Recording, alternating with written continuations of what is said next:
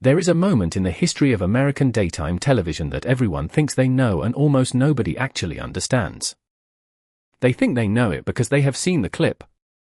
Because the clip has been viewed hundreds of millions of times across every platform that has ever existed for the viewing of clips. Because it has been parodied and referenced and discussed and analyzed and incorporated into the cultural vocabulary of an entire generation in a way that makes it feel like something that has been fully processed and fully understood and fully accounted for in the collective memory of the people who witnessed it and the people who have encountered it since. They think they know it because the image is so specific and so vivid and so completely itself that it seems to resist the possibility of additional depth, seems to be already fully visible, seems to have given up everything it has to give simply by being what it is. A man. A couch. A leap. A name being shouted.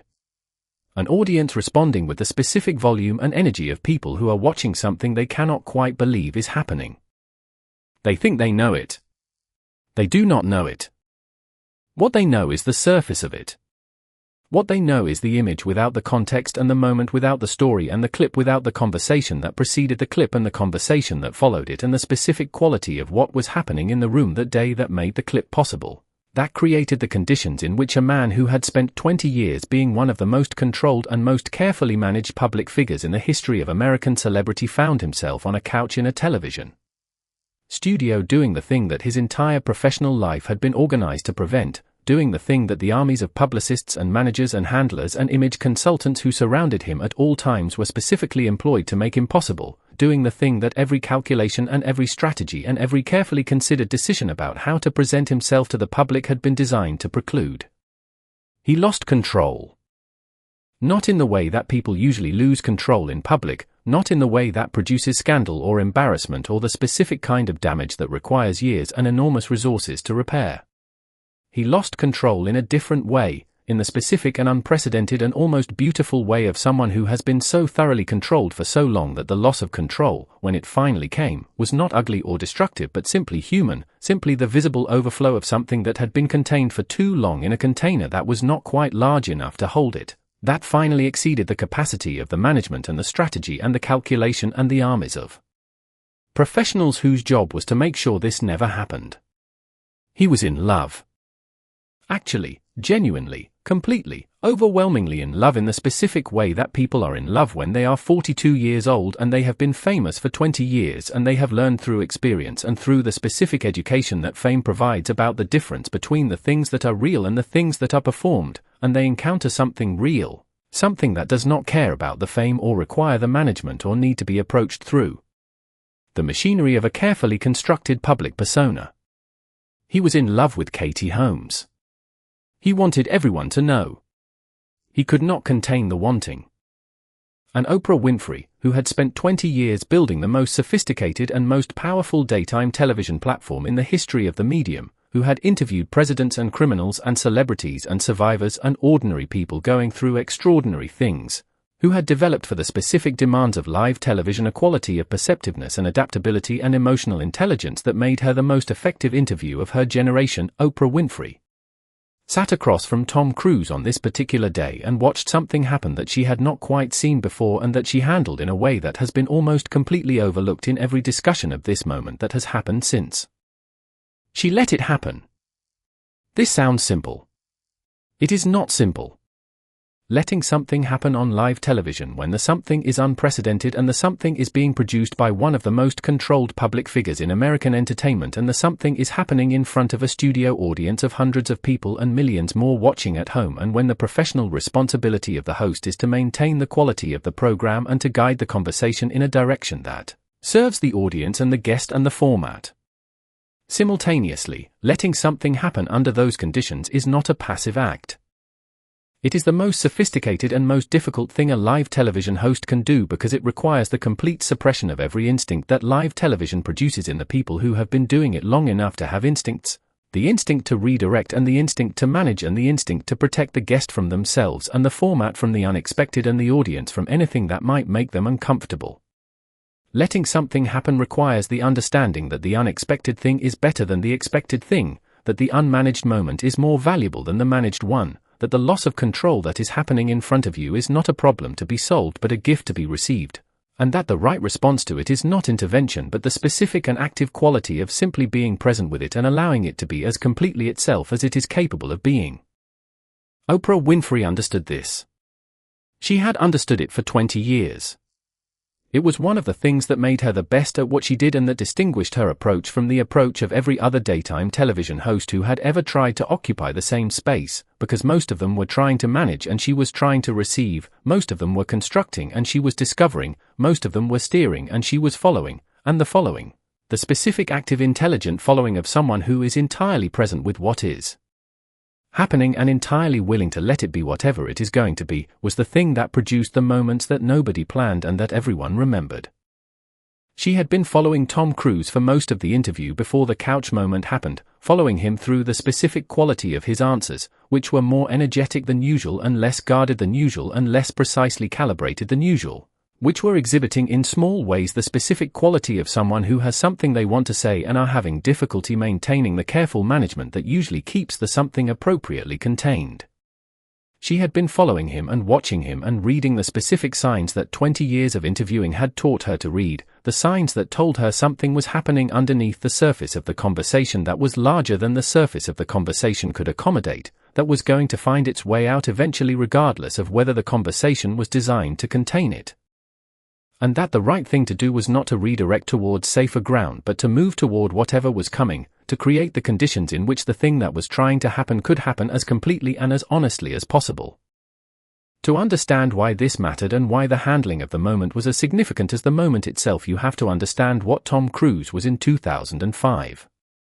Not what he is now, not the figure that this moment and the things that came after it helped to create in the public imagination. What he was before the couch, before the clip, before the specific and permanent transformation of his public image that this afternoon in Oprah's studio initiated without either of them knowing that it was beginning. He was one of the most successful and most carefully managed celebrity brands in the history of American entertainment, a man who had maintained for 20 years a quality of public image so consistent and so controlled and so deliberately constructed that it had become effectively impenetrable to the ordinary forces that erode and complicate and humanize most celebrities over the course of long careers. He was handsome and talented and bankable and professionally serious and personally private in the specific way of someone who has learned that privacy is a resource that needs to be carefully managed because once it is spent it cannot be recovered. He did not give himself away in interviews.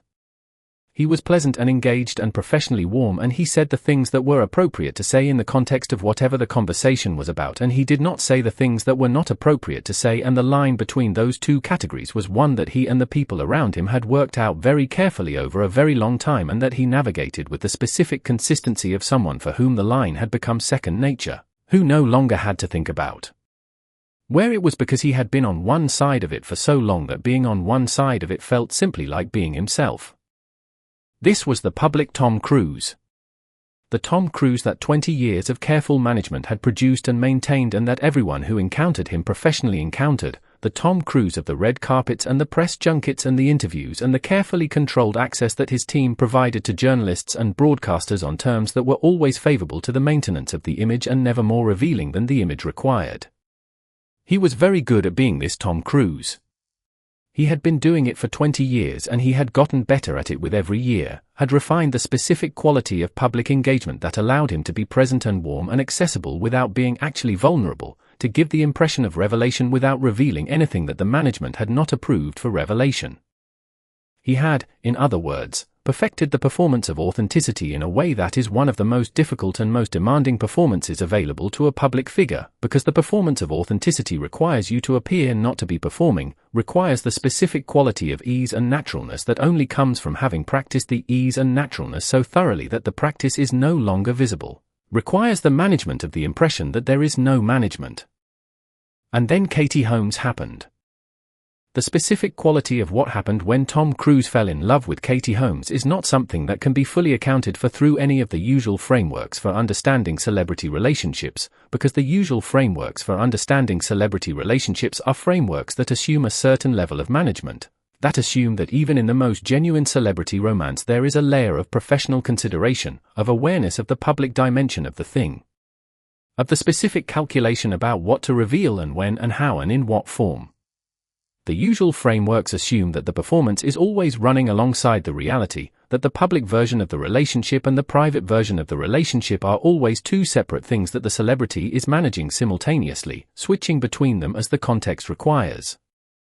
What happened with Tom Cruise and Katie Holmes in the spring of 2005 appeared to confound these frameworks completely, appeared to produce in a man who had been one of the most successfully managed public figures of his generation the specific quality of someone for whom the management had simply stopped working, for whom the performance had been overwhelmed by the reality, for whom the thing that was happening was too large and too real and too completely present in his body and his mind and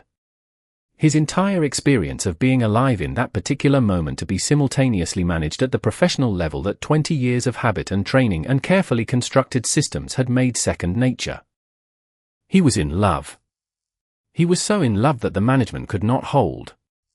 And when Tom Cruise, whose management could hold under almost any circumstances, whose professional armor had been tested by 20 years of the specific pressures that extreme celebrity applies to a person and had held under all of them, when that management could not hold, you understood that whatever was happening inside him was not ordinary and was not performed and was not the strategic deployment of a romantic narrative for the purposes of publicity or image management or any of the other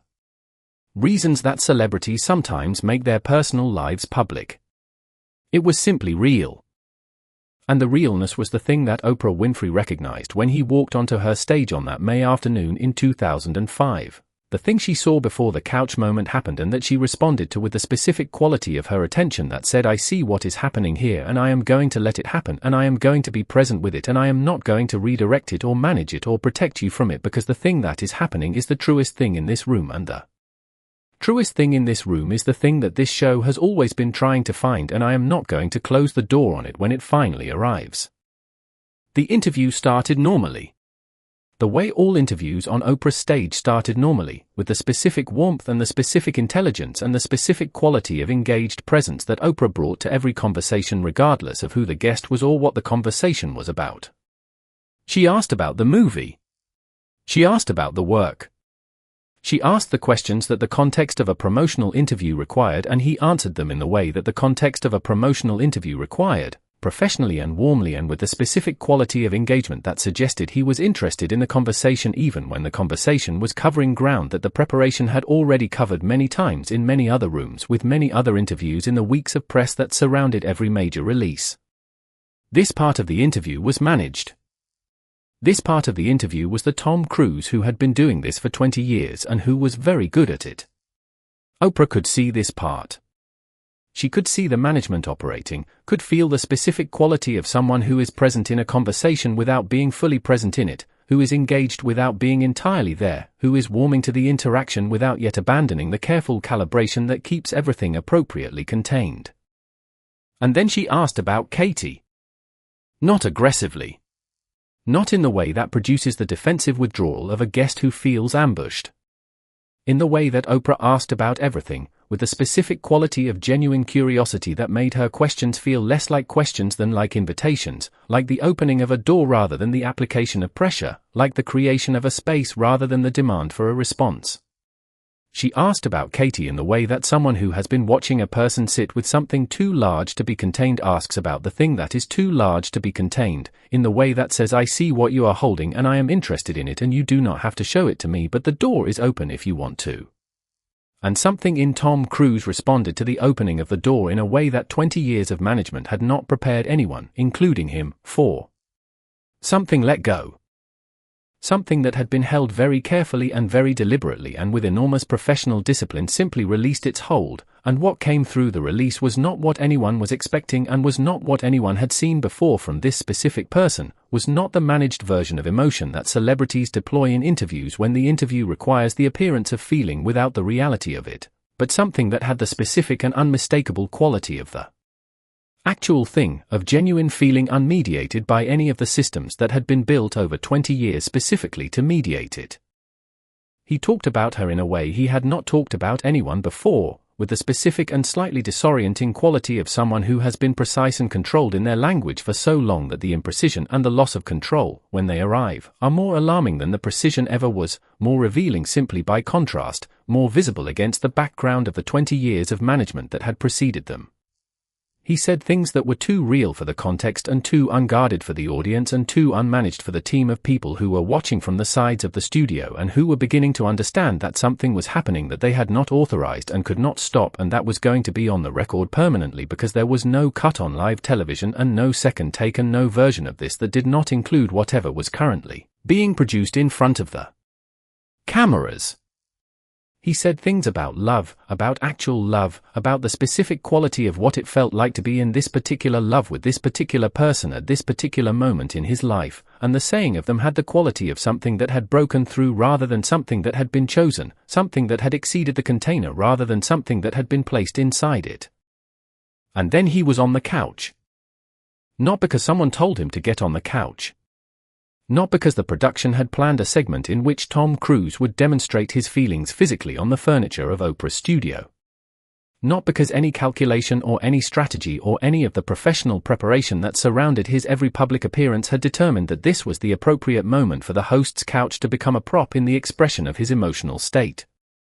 He was on the couch because the thing that was happening inside him had exceeded the available space of sitting in a chair across from Oprah Winfrey and had required a larger physical expression than sitting in a chair could provide, had required the standing up and the physical engagement with the nearest available surface in a way that was not chosen but simply happened. That was not performance but simply the visible overflow of something that had been contained for too long in a container that had finally and completely proved insufficient to hold it. He jumped on the couch and said her name. He said it with the specific quality of someone who is not making a public statement but simply saying a name, simply producing the sound of the person they love because the sound of the person they love is the most real thing available to them in that moment, and the most real thing available is the thing that is going to come out regardless of what the management requires. He said Katie. He pounded the couch. He went down on one knee. He said her name again. He stood up again. He was doing things with his body that his body had apparently decided needed to be done regardless of the professional context in which they were being done, things that the management could watch but could not stop because the management had lost the moment several exchanges ago and was now simply observing what happened when Tom Cruise lost control in the specific and unprecedented way that Tom Cruise lost control on this particular afternoon in this particular studio in front of this particular audience. And Oprah watched. And this is the part that nobody talks about when they talk about this moment. This is the part that was swallowed by the image of the man on the couch, by the specificity of the leap and the knee and the name being shouted, by the clip that became the most watched and most discussed piece of daytime television in the history of the medium. Oprah watched with the specific quality of someone who has been doing this for 20 years and has waited 20 years for this specific quality of thing to happen, and who, now that it is happening, is not going to do anything to interrupt it or redirect it or manage it back toward the space where it can be more comfortably accommodated. She watched with something on her face that was not amusement and was not discomfort and was not the professional neutrality of a host managing an unexpected situation. It was something warmer and more complicated than any of those things. It was the expression of someone who has just received a gift that they were not expecting and that is more valuable than anything they could have prepared for, who is in the presence of something real and knows it and is responding to the knowledge of it with the specific quality of full and unhurried attention that real things deserve and that most things on live television never receive, because most things on live television are not real in this specific and unmanaged way. She laughed. Not the managed laugh of a host keeping the energy of the show positive. The real laugh, the laugh of someone who has been surprised by something that is also funny, who is watching something that she did not anticipate and that is slightly beyond the available frameworks for what is supposed to happen in this room on this afternoon, and that is also, in its complete and helpless and genuinely human quality, beautiful. She asked him questions that fed the thing rather than redirecting it, that said tell me more rather than let us return to the prepared material, that created more space for what was happening rather than less, that treated the moment as the thing that the entire interview had been building toward rather than as a disruption of the interview's intended direction. She was not managing him. She was receiving him. She was doing the thing that she did better than anyone who has ever sat in her chair, the thing that made her show the thing it was for 25 years and that made the moments on her stage the specific kind of moments that people still talk about decades after they happened. She was being completely present with what was in front of her without requiring it to be anything other than exactly what it was. The couch moment changed Tom Cruise's public image in ways that are still being sorted out and still being discussed, and that are considerably more complicated than the simple narrative of a man who embarrassed himself on television and never recovered from the embarrassment. The embarrassment reading of the moment is available, but it is incomplete, is the reading of someone who watched the clip without watching the context, who saw the image without seeing what the image was an image of, who processed the surface of the thing without sitting with the specific quality of what was happening underneath the surface. What was happening underneath the surface was a person being real. More real than he had ever been in public. More genuinely himself than the management had permitted in 20 years of public life. The realness was overwhelming, and it was unexpected, and it was not calibrated to the specific demands of the format or the expectations of the audience or the requirements of the professional image that had been so carefully constructed and maintained. But it was real. And real on live television is the rarest and most valuable thing. Oprah understood this. She understood it while it was happening, and she handled it accordingly, with the specific wisdom of someone who has learned through 20 years of doing this that the unexpected real thing is always more valuable than the expected managed thing, that the moment you cannot plan for is always more worth having than the moment you can, that the guest who loses the management is always more interesting than the guest who maintains it, and that the right response to the loss of management is not to restore it but to be present with what the loss reveals, to receive the thing that the loss makes possible, to treat the unmanaged human being in front of you with the specific respect of full and unhurried attention rather than the well-intentioned but ultimately diminishing protection of professional management applied at exactly the moment when the person in front of you has finally stopped needing it applied. Johnny Carson would have recognized what Oprah did that day. He would have recognized it because he had done the same thing, in his own way, for 30 years on a different stage. The willingness to receive rather than redirect. The willingness to let the unexpected thing be completely itself. The willingness to be present with what is actually happening rather than with what was planned to happen. The willingness to trust that the real thing is always worth more than the prepared thing, and to act on that trust in real time in front of a live audience with no ability to revise or correct afterward. That willingness is the thing that separates the great ones from the merely good ones, that separates the shows that produce moments people talk about for decades from the shows that produced content that was consumed and forgotten, that separates the interviews who found something true from the interviews who produce something watchable. Tom Cruise jumped on Oprah's couch and said Katie Holmes's name, and the world watched and laughed and discussed and analyzed and parodied and referenced, and the clip went everywhere that clips could go. And in the middle of all of it, doing the thing that made all of it possible and that almost nobody noticed because the thing she was doing had none of the visible drama of the thing she was allowing to happen, Oprah Winfrey sat in her chair and received what was being given and created the space in which the giving was possible, and watched with the specific quality of full and unhurried and completely present attention that 20 years of doing this had taught her was the most powerful and most important thing she could do. She did not destroy Tom Cruise. She did something considerably more interesting and considerably more difficult.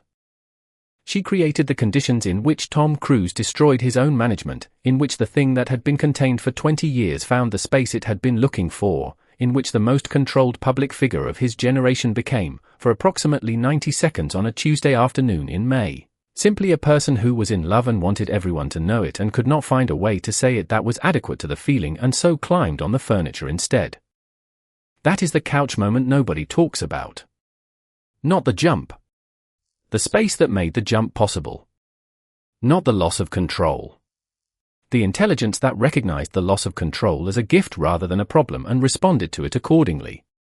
Not Tom Cruise being real for 90 seconds. Oprah Winfrey being completely herself for the entire interview that preceded those 90 seconds and created the conditions in which those 90 seconds could happen. That is the moment. That is what nobody talks about. That is what is worth talking about.